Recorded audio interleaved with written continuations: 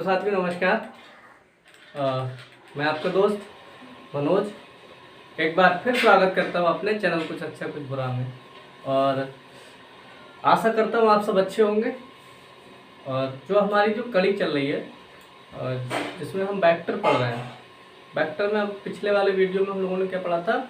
हमने पढ़ा था दो वेक्टरों का जो जोड़ करते हैं, जोड़ करने की समांतर चतुर्भुज विधि, उसका नियम पढ़ा था और उसको जो गणितीय विधि से हल करते हैं वो पढ़ा था। आगे आज का जो है हम पढ़ेंगे दो वेक्टरों का डॉट प्रोडक्ट, दो वेक्टरों की गुणा, सदिशों की गुणा।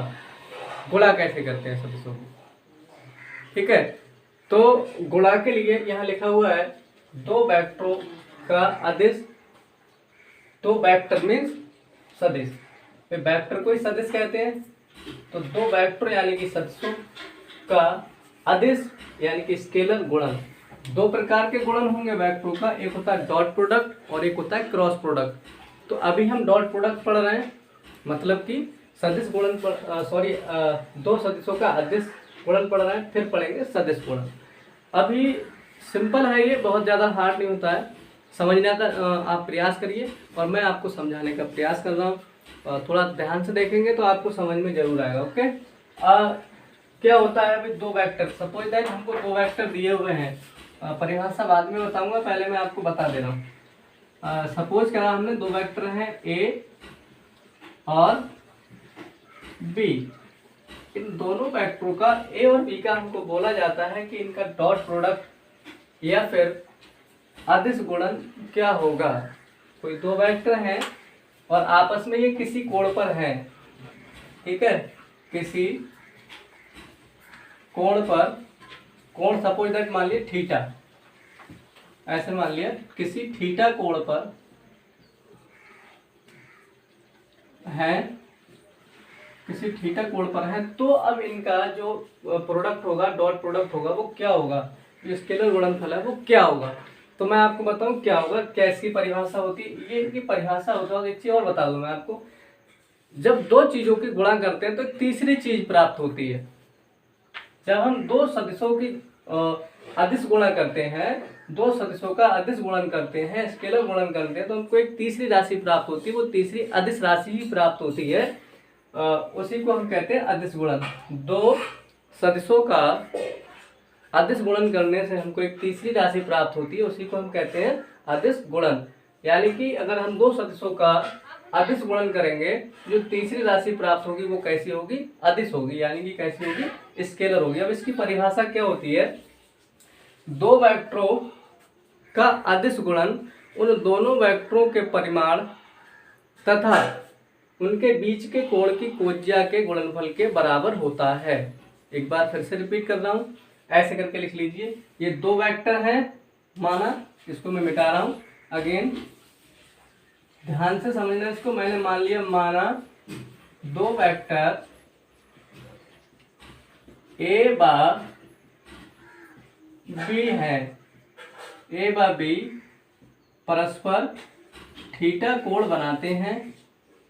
ए बा बी परस्पर, सही लिखा मैंने, ए बा बी परस्पर थीटा कोण बनाते हैं तथा ए व बी के परिमाण वेक्टर ए तथा इनके परिमाण लिख दो, इनके परिमाण ए व बी हैं। तब आपको ऐसा दिया हुआ है, दो वेक्टर है ए और बी और कौन से कोण पे मिले हुए, ये थीटा कोण पर। इनके परिमाण क्या है, ए और बी। वेक्टर ए का परिमाण ए है और वेक्टर बी का परिमाण कितना है, बी है। तो इनका जो डॉट प्रोडक्ट होगा वो क्या होगा, इनका जो अदिश गुणन होगा वो क्या होगा। तो देखिए अदिश गुणन क्या होगा, इसके लिए सीधे सीधे आप यहाँ ये ध्यान रखना, अदिश डॉट प्रोडक्ट बोल रहे हैं, यहाँ डॉट जरूर लगा होगा ये, इसलिए इसको डॉट प्रोडक्ट का नाम दिया गया है। वेक्टर ए और वेक्टर बी का जो अदिश गुणन होगा, जो डॉट प्रोडक्ट होगा, वो होता है A B cos theta. A dot B बराबर होता है ए बी कॉस थीटा। अब परिभाषा हमें यहां से याद होगी, किसकी? डॉट प्रोडक्ट की। कहां से याद होगी? ये वाली लाइन हमको परिभाषा याद कराएगी। कैसे करके?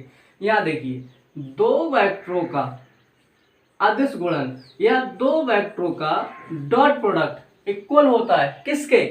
उन दोनों वेक्टरों के परिमाण के गुणनफल। भाई दो वेक्टर है ये, और इनके ये दोनों के परिमाण है। उन दोनों वेक्टरों के परिमाण के गुणनफल व उनके बीच के कोण की कोज्या के गुणनफल के बराबर होता है। एक बार फिर से रिपीट कर रहा हूं, दो वेक्टरों का डॉट प्रोडक्ट उन दोनों वेक्टरों के परिमाण व उनके बीच के कोण की कोज्या के गुणनफल के बराबर होता है। तो आपको समझ में आ गया होगा, ए डॉट बी बराबर ए बी कॉस थीटा। अभी ये थीटा क्या है? ए और बी के बीच का कोण है। अब आगे एक एग्जांपल देके मैं आपको समझाता हूं। और हाँ, ये ध्यान रखना, मैं एक नोट करके बता दे रहा हूं, फिर से पहले बता दिया है लेकिन फिर भी आपको याद रहे इसलिए नोट बता दे रहा हूं। क्या कि दो सदिश, ये पूछ लिया जाता है शॉर्ट में, दो सदिश राशियों का डॉट प्रोडक्ट। अब डॉट प्रोडक्ट का मतलब आप समझते होंगे ना, डॉट प्रोडक्ट का मतलब हो गया अदिश गुणन हमेशा क्या होगा? अदिश होता है। अदिश होता है, जो रिजल्ट प्राप्त होगा, यानी कि ये वाली राशि क्या होगी? अदिश होगी। ये सदिश नहीं होगी, ये क्या होगी? अदिश होगी। अब एक एग्जांपल लेते हैं। हमने सपोज करा, मैं इसको मिटा दूं। एग्जाम्पल क्या बोलता है? एग्जाम्पल ये बोलता है, सपोज दैट हमने यहाँ पर एक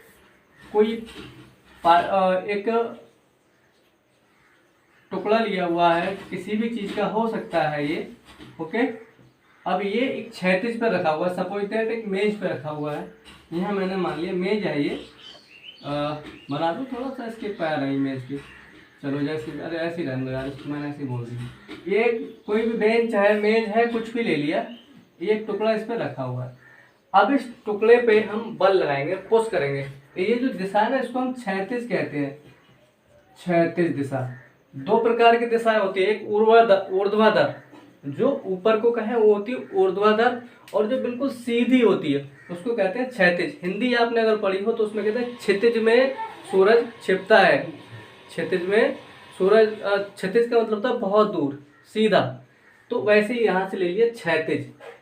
अब इस पर हमने क्षैतिज के साथ थीटा कोण बनाते हुए एक बल F लगाया है, इसको पुश करने के लिए, इसको आगे धक्का देने के लिए। इस तरीके से ये है क्षैतिज, और ये क्षैतिज के साथ इस पर एक कोण ऐसे एक बल लगाया है F, ओके। ये है क्षैतिज,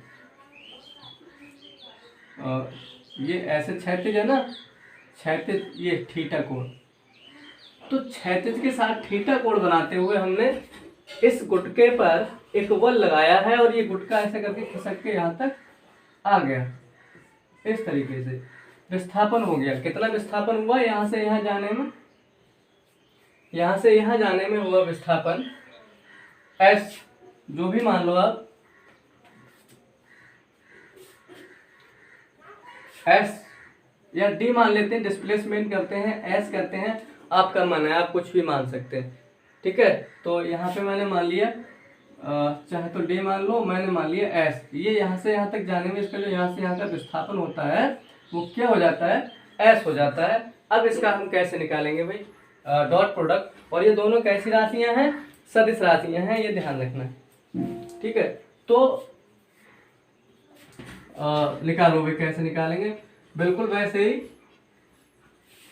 भाई, इन दोनों के बीच का एंगल क्या है? थीटा। ये कितना हो जाएगा? Fs cos theta. सिंपल है, क्यों? हम लोगों ने पढ़ा हुआ है भी, इन दोनों के ये दो वेक्टर हो गए क्या? F और S। तो इन दोनों के बीच का हमें परिमाण लिखा, वो निकालना है क्या? डॉट प्रोडक्ट क्या होगा? तो हो जाता है दोनों के परिमाण और उनके बीच के कोण की कोज्या। तो ये क्या हो गया? Fs cos theta. और वैसे भी हम इसको सिंपल ही बता दिया, लेकिन किया गया कार्य देखो भाई, हमने इसमें कितना कार्य किया है वो देखेंगे। तो इसको बता दिया मैंने, रिजल्ट इसका ये आने वाला है। कैसे आएगा?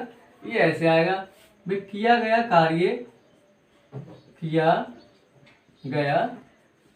कार्य इस गुटके को यहां से यहां ले जाने में किया गया कार्य कैसे निकालेंगे हम? आपने पढ़ा होगा कार्य बराबर होता है बल गुणा विस्थापन। क्या होता है? बल गुणा विस्थापन।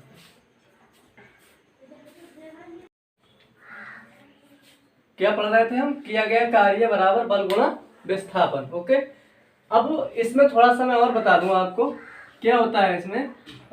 इसके हम करते हैं घटक किसके? बल के। हम लोगों ने पढ़ा था दो घटक करते हैं, एक क्षैतिज घटक और एक ऊर्ध्वाधर घटक। किसी ऐसी चीज को हल करने के लिए जो थीटा कोण बनाती हो, हम दो घटक करते हैं। और यहाँ पे एक चीज ध्यान रखना, ये जो पिंड है ना, ये रखा हुआ है तो इसका भार नीचे को काम करता होगा, क्या? mg। और इस पे एक इसके जब दो घटक करेंगे तो एक तो होता है क्षैतिज और एक ऊर्ध्वाधर।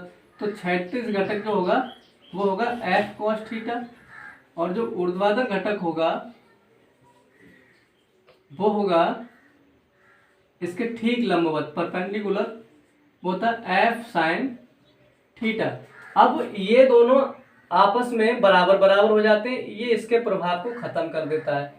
ठीक है, ये f sin थीटा mg के प्रभाव को खत्म कर देता है, इनका कोई रोल नहीं बचता। किसका बचता है? f cos थीटा, यानी कि इस बल से ये आगे को बढ़ जाता है। किससे? f cos थीटा से। तो किया गया कार्य क्या है भाई? अब ये वाला बल, इसका रोल खत्म हो जाता है। इस बल को हमने दो हिस्सों में बांट लिए, किसमें? एक f cos थीटा और एक f sin थीटा। तो f sin थीटा को तो mg ने खत्म ही कर दिया। अब क्या बचा हमारे पास? केवल f cos थीटा।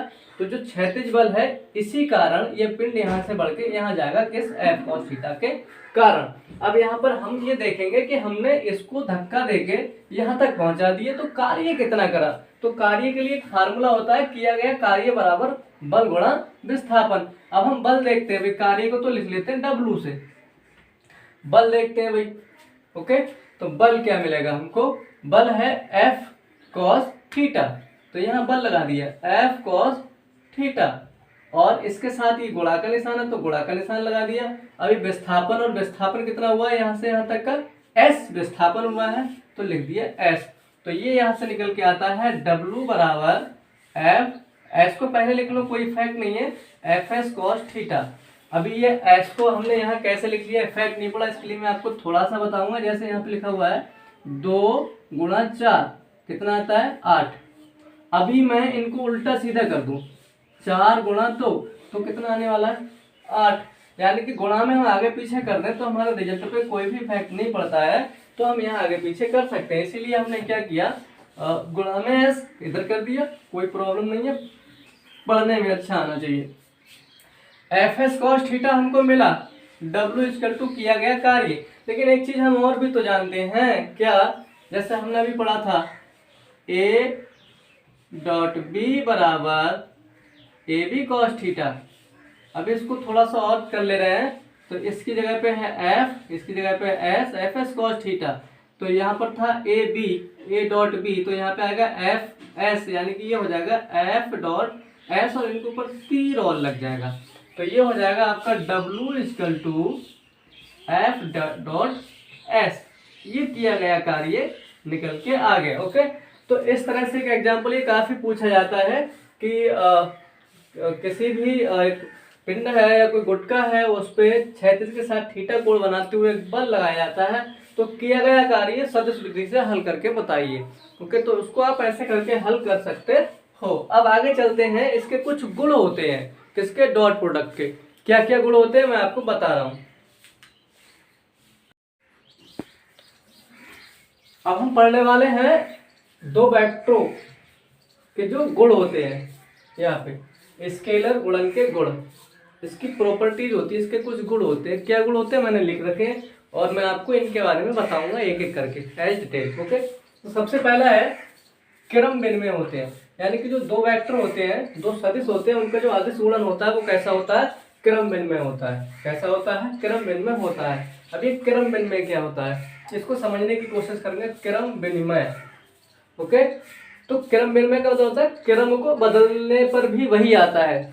जैसे ये है ए डॉट बी, ये दो वेक्टर है। अब हम अगर इसको कर देंगे कि बी डॉट ए, तो ये दोनों का जो रिजल्ट है वो बराबर, जो मान इसका होगा वही मान इसका होगा, मान में कोई भी परिवर्तन नहीं आएगा।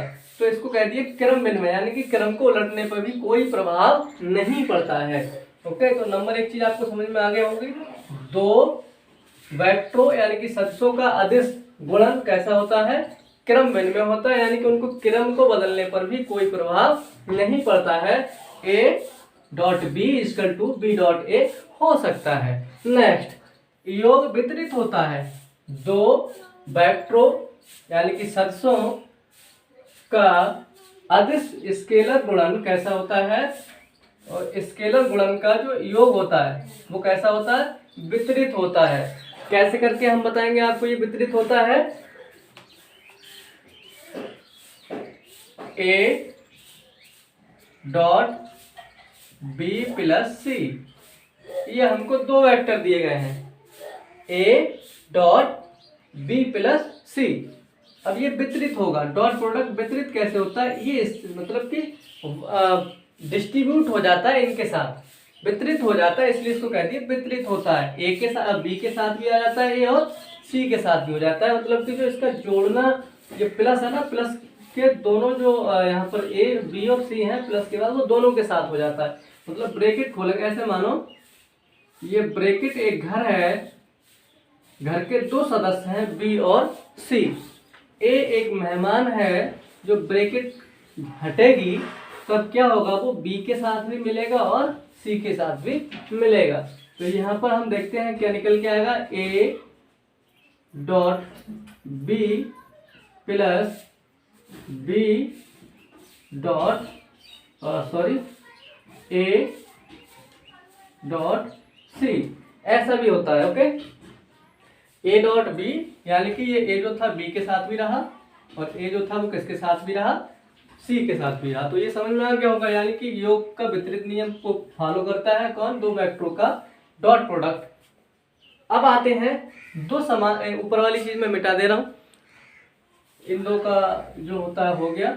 अब बात आती है तीसरे पॉइंट की, वो है दो समांतर वेक्टरों का स्केलर गुणन उनके परिमाण के गुणनफल के कैसा होता है, बराबर होता है। दो वेक्टर हैं, कौन सा, वेक्टर ए और वेक्टर वी, और इनके परिमाण क्या है, ये दो वेक्टर हैं, कौन से, ए व वी।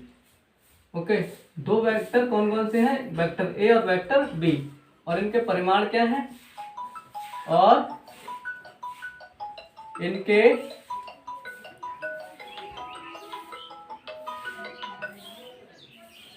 परिमाण जो है, इनके परिमाण है ए और बी। यह ध्यान रखना, अगर इसके ऊपर तीर का निशान है तो ये वेक्टर लिख गया, और यहाँ पे केवल ए और बी लिखा हुआ तो क्या लिख गया, परिमाण। अब इन्होंने कहा है दो समांतर वेक्टर हैं, दो समांतर वेक्टर हैं, तो दो समांतर वेक्टरों लिखा होगा यहाँ पे, वेक्टरों का स्केलर गुणन उनके परिमाणों के गुणनफल के बराबर होता है। कैसे करके, समांतर वेक्टर, ध्यान देना, दो वेक्टर है ए, अगर मैं इसको ऊपर की ओर खींच दूंगा या किसी भी एंगल पे ऐसे इधर खींच दिया या इधर खींच दिया बी को इसके साथ, तो ये समांतर थोड़ी ना हुआ। समांतर का मतलब है बिल्कुल वैसा ही जैसा दूसरा वेक्टर है ए, ये समांतर हो गया। अगर ए वेक्टर इधर को तो बी वेक्टर भी इधर को होगा। ओके, ये होता है समांतर वेक्टर। यहाँ देखो, ये दोनों अगर समांतर वेक्टर है, ये है ए और ये है बी, तो इनके बीच में कोई एंगल बन रहा है क्या, कोई एंगल नहीं बन रहा है। इसको ज्यादातर ऐसे दिखाते हैं, ये वेक्टर ए है तो वेक्टर बी को इसके ऊपर बना दो, इसी के ऊपर, यानी कि या इसके ऐसे बना दो। ओके, तो वेक्टर बी हो गया, इसके ऊपर दिखा दो, कैसे भी दिखा दो, दिखाने के लिए मैंने थोड़ा दूर दूर आपको समझ में आए। तो वेक्टर ए और वेक्टर बी के बीच में इसमें कोई एंगल नहीं बन रहा है, यानी कि इनके बीच का जो कोण है थीटा वो क्या है, 0। ओके, ए और बी के बीच का जो कोण है वो क्या है, 0। और हम जानते हैं क्या, दो वेक्टरों का डॉट प्रोडक्ट होता है ए बी कॉस थीटा, ये हमने पढ़ा है। अब यहाँ पे ए डॉट बी तो जैसा है वैसा ही रहेगा, ए बी ऐसा ही रहेगा, और कॉस थीटा की जगह पे हमें एंगल क्या मिला हुआ है यहाँ पे 0, इसको उठा के हम यहाँ पुट कर देंगे, ये हो गया 0। और कॉस 0 का मान क्या होता है दोस्त 1। अगर आपने त्रिकोणमिति अच्छे से पढ़ रखी है तो कॉस 0 का मान क्या होता है 1। तो ये हो जाएगा a dot B equal to A B गुणा इसका मान क्या हो गया 1 यहाँ से, तो ये आ गया 1, यानी कि ये हो गया a dot B equal to A B. ये तो जो लिखा हुआ था कि दो समांतर वेक्टरों का स्केलर गुणन उनके परिमाणों के गुणनफल के बराबर होता है, यहां ध्यान देंगे आप। दो वेक्टर है, ठीक है, और ये कैसे हैं समांतर वेक्टर है, ए और बी हमने मान ली कैसे समांतर वेक्टर है। तो इनके बराबर में क्या आया ए बी, ये दोनों वेक्टर है और इन दोनों के परिमाण है। तो दो वेक्टरों का जो प्रोडक्ट होता है, डॉट प्रोडक्ट होता है कौन से वेक्टरों का, जो समांतर वेक्टर होते हैं, वो क्या होता है उन दोनों के परिमाणों के गुणनफल के बराबर होता है। ओके, अब जो हमारा लास्ट पॉइंट बचा हुआ है उस पे भी हम देख लें, फोकस मार के इसको मिटा दे रहा हूं मैं भाई। अब जो बात चलती है हमारी वो चलती है लास्ट पॉइंट पे। इन्होंने कहा है कि लंबवत सदिशों का गुणनफल शून्य होता है। अभी समांतर सदिश थे, कैसे थे समांतर, अब कैसे होंगे भाई ये लंबवत, यानी कि दो वेक्टर हैं इस तरीके से, ए वेक्टर और ये वेक्टर v, इनके यहाँ पर जो कोण बनना चाहिए कितने का बनना चाहिए 90 डिग्री का, ये लंबवत हो गए, ये दो लंबवत वेक्टर हैं।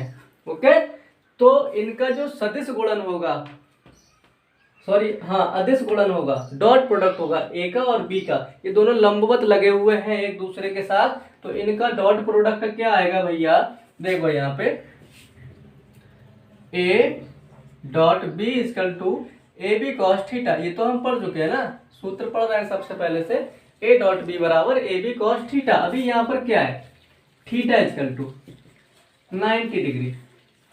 ओके, इसको पुट कर लो इसमें थीटा का मान, तो ये हो गया A dot B equal to A B cos theta की जगह पे कितना आ गया 90, और हम बड़े अच्छे तरह से जानते हैं कॉस 90 का मान क्या होता है शून्य होता है। अगर त्रिकोणमिति आपने पढ़ी हो तो पुट कर दो इसमें भी, ये हो जाएगा A dot B equal to A B into शून्य, या फिर ये हो गया A dot B equal to शून्य। यहाँ से हमको ये पता लग गया कि ए डॉट बी का जो गुणनफल होता है, अगर दो वेक्टर कैसे हैं लंबवत हैं परपेंडिकुलर हैं, ऐसे vector A perpendicular vector B, ये दोनों आपस में ऐसे परपेंडिकुलर हैं, ये लंब का चिन्ह होता है, लंब है। ओके, 90 डिग्री का एंगल बनाते हैं, परपेंडिकुलर हैं, तो उनका जो डॉट प्रोडक्ट होगा वो क्या आएगा शून्य आएगा। इस तरीके से इसके जो नियम थे मैंने आपको बता दिए। अब एक चीज और बचती है, लंब कोणीय वाले बचते हैं। कौन से बचते हैं लंब कोणीय, इसको मैं मिटा दे रहा हूं फाइनली। अब आते हैं लंब कोणीय वाले वेक्टरों पर। ओके, तो लंब कोणीय वेक्टर कौन से होते हैं आई जे के, एकांक लंब कोणीय वेक्टरों का डॉट प्रोडक्ट, डॉट डी ऐसी बनाओ तो ज्यादा अच्छी लगती है, प्रोडक्ट। एकांक लंब कोणीय कौन कौन से होते हैं आई कॉमा जे ब के, ये जहां भी लिखे दिख जाए आप समझ लो लंब कोणीय प्रोडक्ट, लंब कोणीय वेक्टर है ये। ओके, अब इनके हमें दिखाने हैं डॉट प्रोडक्ट क्या होते हैं, तो इनका आपस में जैसे आई डॉट आई, आई का आई से डॉट प्रोडक्ट इजकल टू जे का जे से डॉट प्रोडक्ट इजकल टू के का के साथ डॉट प्रोडक्ट इजकल टू होता है 1। आगे आ जाएगा आई का जे के साथ, जे का के साथ और के का आई के साथ जो डॉट प्रोडक्ट होता है वो होता है शून्य।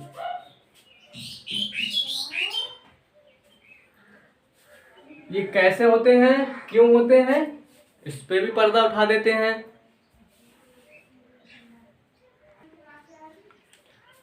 ये क्यों होता है ऐसा, आई डॉट आई जे डॉट जे के डॉट के इक्वल टू 1 आता है। ऐसा क्यों होता है कि आई डॉट जे डॉट के डॉट आई इक्वल टू कितना आता है, 0 आता है। इससे पर्दा हटा रहे हैं हम लोग, बने रहिए आप वीडियो के साथ।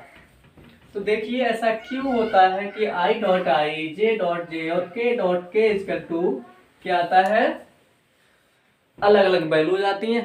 सबसे पहले हमें पता होना चाहिए कि लंबकोणीय वेक्टर बनते कैसे, ड्रॉ की कैसे की जाते हैं। तो मैं आपको बता दूं आपस में परपेंडिकुलर होते हैं तीनों। एक्स किधर भी मान लो, वाई जेड, तीन प्लेन होते हैं हमारे पास, एक्स वाई जेड। इनकी डायरेक्शन में जो हमारे पास वेक्टर्स होते हैं उनको कहते हैं जो लंबकोणीय सदिश होते हैं जे के। यानी कि जो एक्स की दिशा में होता है वो आई, वाई की दिशा में होता है वो जे, और जो जेड की दिशा में होता है वो के। और ये बिंदु जो होता है इसको कहते हैं ए। और आपस में ये कैसे होते हैं, 90 डिग्री का एंगल बनाते हैं आपस में। ओके, आपस में कैसा बनाते हैं, आप शायद इसको देख नहीं पाओगे, लेकिन मैं आपको बता दूं, जैसे घर का एक कोना होता है ना, रूम का एक कोना, उसको आप देखना, उसमें 3 परपेंडिकुलर कोने होते हैं। ऐसे करके एक इधर को होगा, मतलब इस तरीके से 3 कोने बन जाते हैं। ये तीनों के तीनों 90 डिग्री के होते हैं। एक पीछे की ओर होता है। इस शेप को मैं भी आपको दिखाऊंगा बना के, एक सेकंड रुकिए। आप देख पा रहे होंगे इस तरीके से मैंने इनको पकड़ा हुआ है ये। तो इसमें ये इसके साथ 90 डिग्री का एंगल बना रहा है, ये इसके साथ 90 डिग्री का एंगल बना रहा है, और ये इसके साथ 90 डिग्री का एंगल बना रहा है। तो इस प्रकार से ये तीनों को दिखाया गया है। ओके, 90 डिग्री, 90 डिग्री और ये 90 डिग्री। ये तीनों के तीनों आपस में एक्स वाई जेड कैसे बनाते हैं, 90 डिग्री का एंगल बनाते हैं। ओके, अब देखिए जरा यहाँ पर आई डॉट आई उसी वेक्टर से गुणनफल डॉट प्रोडक्ट, यानी कि आई का आई से, तो समांतर ही आई का। ओके, तो हमने पढ़ा है क्या, A dot B equal to A B cos theta, यही तो हम लोगों ने पढ़ा हुआ है। अब यहाँ ध्यान देंगे, जब ये आई के ऊपर ही आई होगा, भाई आई का आई से कर रहे हैं, इन दोनों से नहीं कर रहे हैं, तो आई के ऊपर आई होगा, यानी कि यहाँ पे थीटा इक्वल टू क्या आएगा, 0। तो समांतर वेक्टरों के बीच में जो एंगल आता है 0, तो यहाँ पर इसकी जगह पे है आई डॉट आई, और यहाँ पर आई का भाई एकांक वेक्टर है, तो इसका मान क्या लगा देंगे, 1। यूनिट एकांक वेक्टर का मान क्या होता है, 1। ओके, तो इसका मान 1, और इसका मान भी पहले मैं लिख दूं एक बार, आई और कॉस, इसकी जगह पे क्या आ जाएगा, थीटा की जगह पे 0। आई डॉट आई और इसका मान क्या होगा, 1, इसका मान क्या होगा, 1, क्योंकि ये एकांक वेक्टर ऑलरेडी, इसका परिमाण 1, इसका परिमाण 1, और कॉस 0 का मान भी क्या होता है, 1। तो I dot I equal to कितना हो जाएगा, 1। गुणा कर दो भाई। अब यहाँ पे ऐसे आई डॉट आई के साथ हुआ, सिमिलरली ऐसे हो जाएगा, मैं यहाँ लिख दे रहा हूं सिमिलरली। इसी प्रकार जैसे आई डॉट आई, ठीक वैसे जे डॉट जे, और ठीक वैसे ही के डॉट के इक्वल टू कितना आता है, 1 आता है। अब आगे आगे बात, ये समझ में आ गया होगा, इसको मैं मिटा रहा हूं। I dot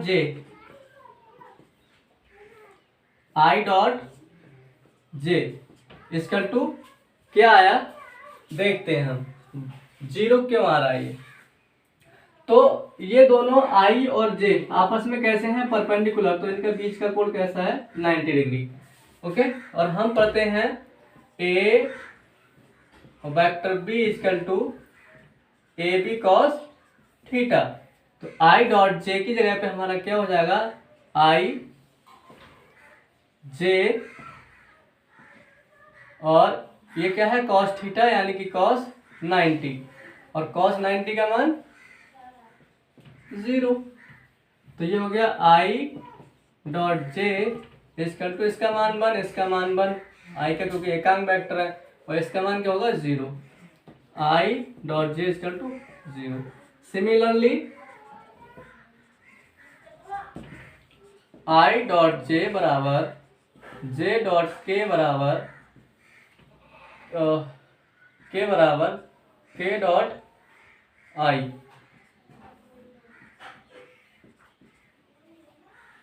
equal to 0। समझ में आ गया आपको? जो वेक्टर होते हैं लंबकोणीय वेक्टर, ठीक है, उनके मान ऐसे क्यों आते हैं। आज के लिए इतना ही, ध्यान से सुनना मेरी बात को, ओके। अगर वीडियो में कुछ भी समझ में ना आए तो ये नहीं कहना सर अच्छा नहीं पढ़ाते, केवल एक कमेंट करके बता देना कि सर जी ये चीज़ अच्छी समझ में नहीं आई, ओके। मैं उसका सलूशन आपको दूंगा। और वीडियो को अगर अच्छा लगे तो लाइक सब्सक्राइब करें। इसी के साथ जय हिंद, जय भारत, नमस्कार दोस्तों।